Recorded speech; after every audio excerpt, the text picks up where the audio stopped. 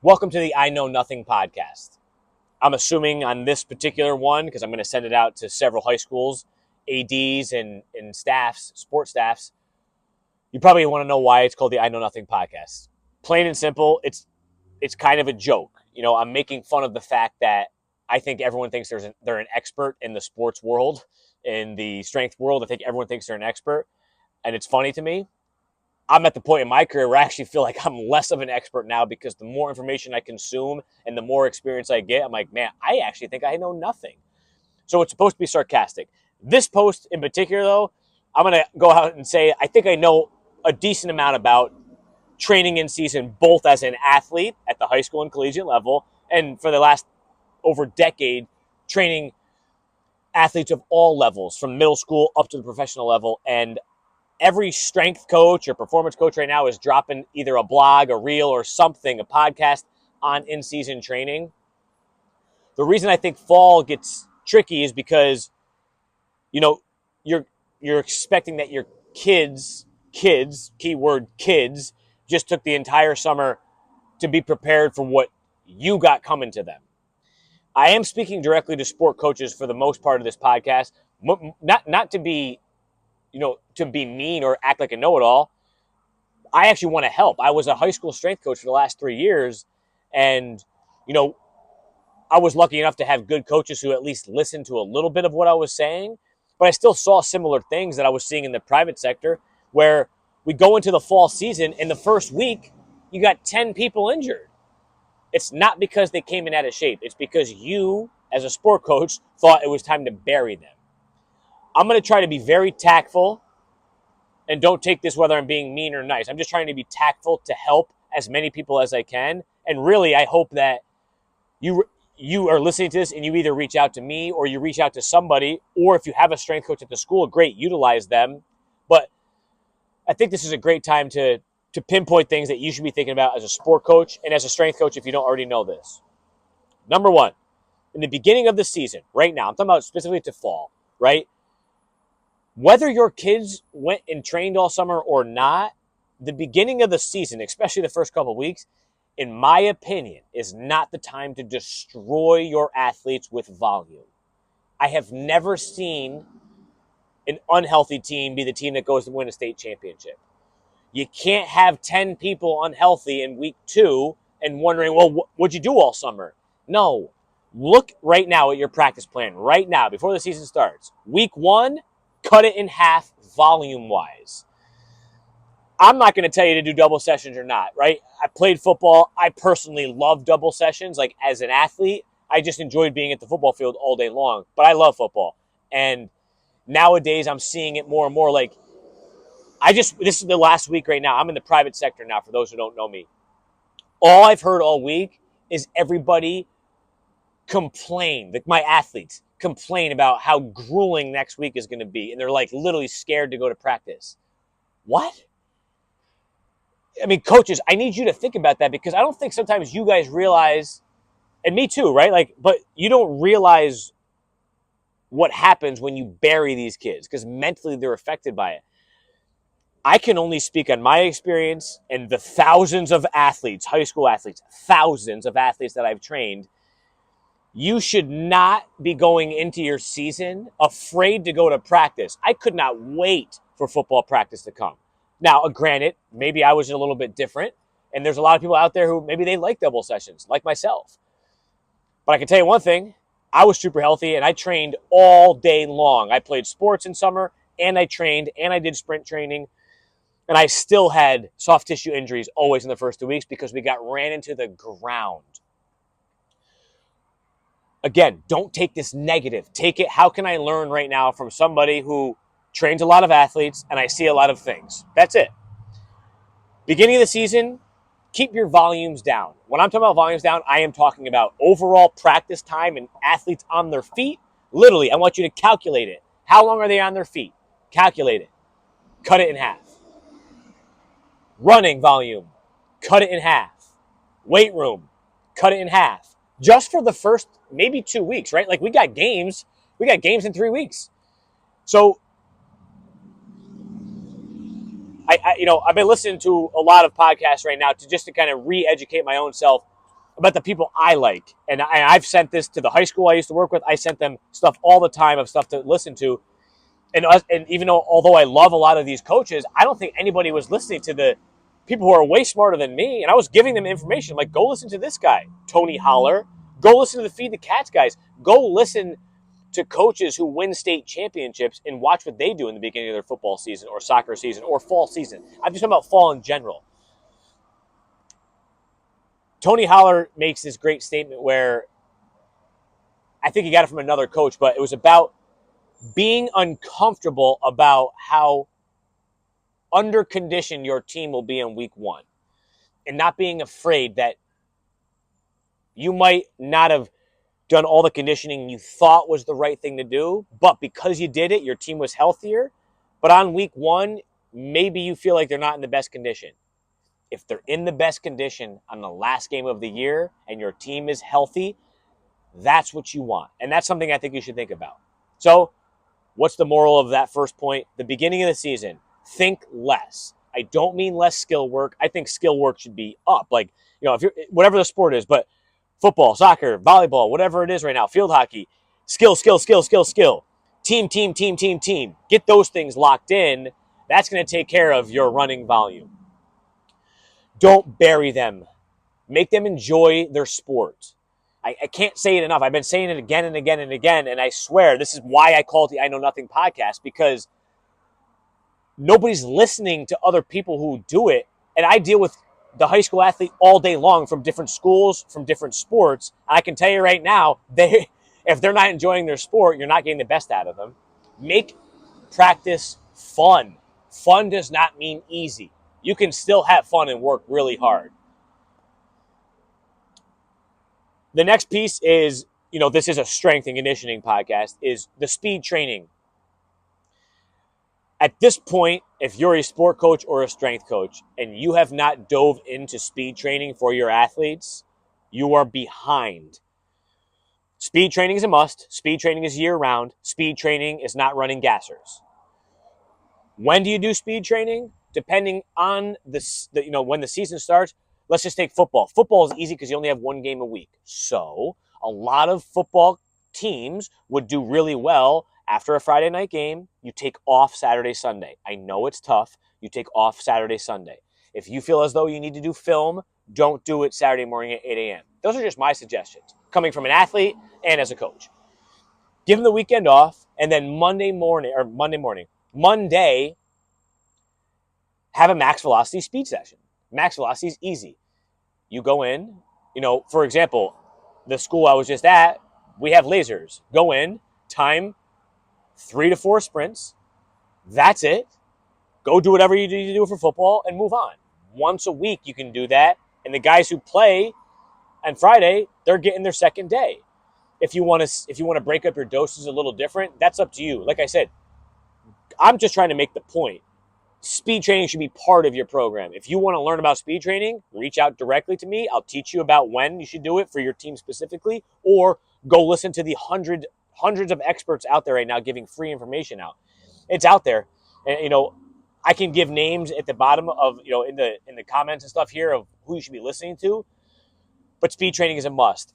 Who was I just listening to? I was just listening to somebody talking about this. Everybody's doing strength training now, right? Even up here in the Capital District, like every school is starting to get a strength coach. So strength training, everyone's got it. What makes you different? Nobody's doing speed training. Nobody's doing speed training in general, right? You want to make the difference maker? Make speed the emphasis, right? If we're all weight training and we're all the same skill at football, but we're faster, I don't know. I'm going to take the faster team. Strength training. Let's go right into that. Obviously, that should work. I can only give you what I've done in the past, specifically at the high school and then specifically in the private side of things. But at the high school, what we did was we did speed training and strength training on Monday. That was like our bigger day. And then on Thursday, we still strength trained before a game, and we still did some sprints. That was our thing. We ended up coming in on Saturdays, and I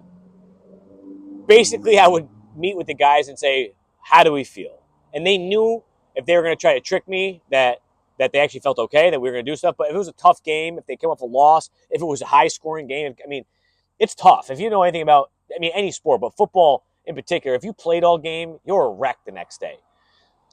So we didn't necessarily do any lifting. We would do foam rolling. Sometimes I'd turn the lights off. Sometimes we would do a team bonding thing, but rarely were we actually doing speed training or strength training. I just don't think you're getting any value out of it.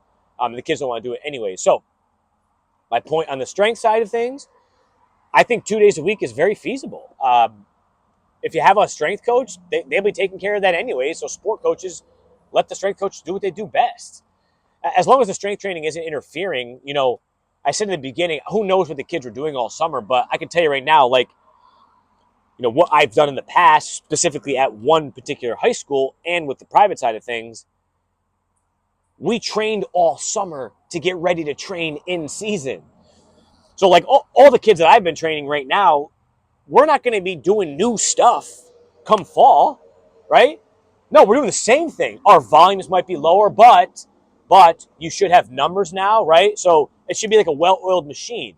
If you just had your whole team train all summer, bang, now we're in the season. We know our weights. We know our percentages. If you use percentages, whatever it is, you should know it.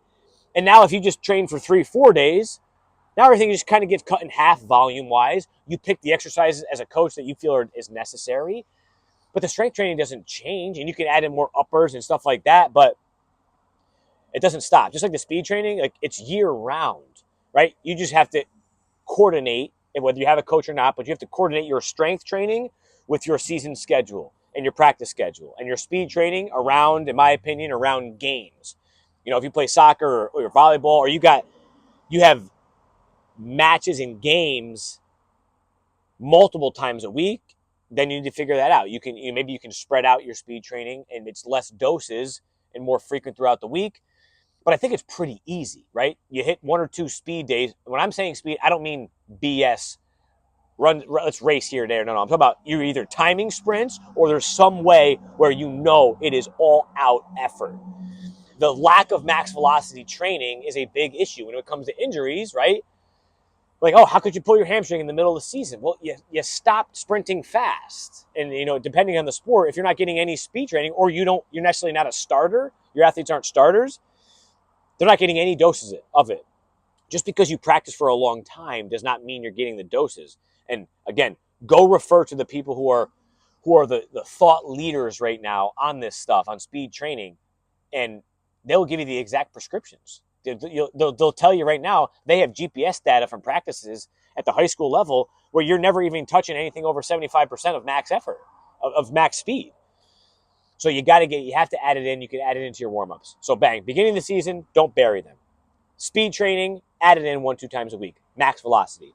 Strength training, I don't think it should change. I think you should go 2 days a week. I think it's beneficial from many different reasons, but I just don't think you just turn it off. I think it's part of being an athlete nowadays. Another piece I have is it's called the high-low system. If you don't know what it is, again, you can go look up Charlie Francis and look what the high-low system is. It's pretty simple, and I think it works pretty effectively. Keep your high days high and your low days low. I think it's so easy. As sport coaches, just think about the concept, right? On the high days, those are usually game days, right? Keep those days high. And on the low days, keep it low. According to your schedule, you need to figure out on practice days, okay, which days are we going to have a more of our intense strength day, intense speed day? But those things don't have to be on different days either. There's 7 days in the week. Skill is of utmost importance, but skill and health need to be paired up together. And I think the health of an athlete can really be improved while training in season the appropriate way. So high-low, the only way you'll know what high and low is obviously games are high for the ones who are playing. But if you just thought about it like that, I'm not going to do a high day, high day, high day, high day and expect a great outcome. It's never going to happen. So high-low system, look it up if you want, but take it into your practice plans. It doesn't have to just be about strength training. The last thing I'll touch on is think about low-hanging fruits, right? I'm going to use football just because football's my game here. You having a better offensive scheme is definitely important. But at the high school level, It's tough. Not a lot of kids watch football anymore. Not a lot of kids even understand plays. They don't understand defense, offense. They're still learning the game, a lot of them, in the high school level. And if they haven't been taught the same system all the way through, you try to throw them something new. I mean, think about it. They can't pay attention in school. Now they're going to pay attention to a brand new scheme. I think that's not a low-hanging fruit. I think your system, the way you coach, of course, right? If you've had success, keep doing it. But it's not a low-hanging fruit, I don't think. I think the low-hanging fruits are set practice times. We're not practicing until 8 o'clock at night. Practices from bang to bang every time they know it. Low-hanging fruit, set your practice schedule based on all the stuff we talked about. Volumes, high-low system. Sleep. You want to actually know what's going on? Track their sleep. How do you track their sleep? Every day you questionnaire. Make them do it. We got phones. We got Google Sheets. You can make anything you want to track it, but sleep, find out about their sleep. If your team is not sleeping, don't expect great outcomes. Nutrition. I've done it now at the high school level, and I've done it in the private sector. I've actually taken the data to pull it. We're not even close to the number of calories that we need. Make them track the nutrition. Make it part of what they do. You want healthier athletes, right? Healthier athletes need to sleep and eat. And then overall, I think the management side of things, don't keep changing it every week. Oh, this week we're going to do this. This week we're going to do this. Manage the season. Start with week 1. How are you managing it? Well, we know as a staff we're never going to touch more than 3 hours on the day. We do not want our athletes standing for 3 hours on the day. We want them fresh all days, right? Manage it throughout the season. Manage the whole thing. And what I mean is manage the strength training. Manage the practice times. Manage your games. Manage the things that are controllables, right?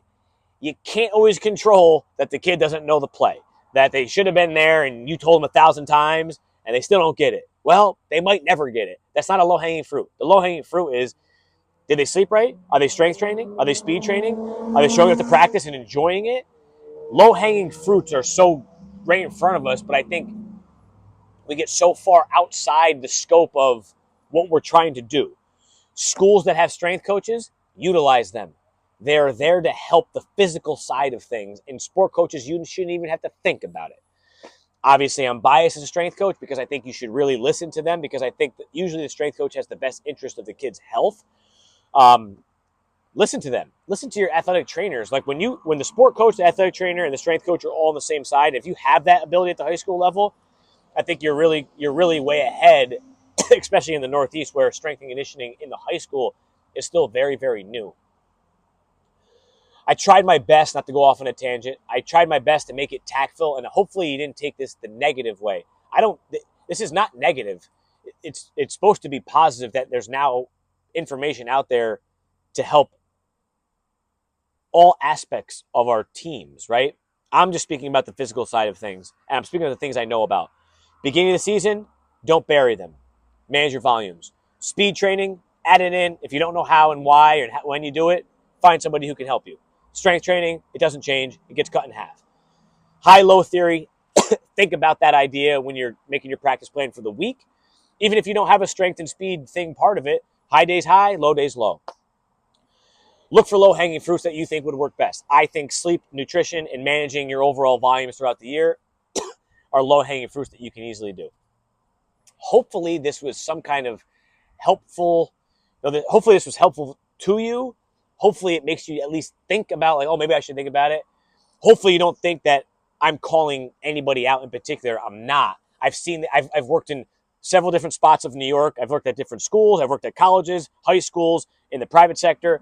I've seen the same thing again and again. I don't think the problem is always based on someone's ego. I think sometimes what the problem is we care so much as coaches. We want to give them everything, but sometimes giving them a little bit less and thinking about the health of the athlete will make for a better season. And, at the end of the day, as somebody who loves sports, and I loved my entire career, I got very lucky with sports. I loved it. I want kids to continue loving sports. And I think coaches sometimes, if you remember that aspect, I think it'll help change your whole plan. And hopefully you all have great seasons. If you ever need any help or assistance, or you want to just talk shop about things that you can add in from the physical side and the strength side of things, please let me know. This is the I Know Nothing podcast. Thanks for listening.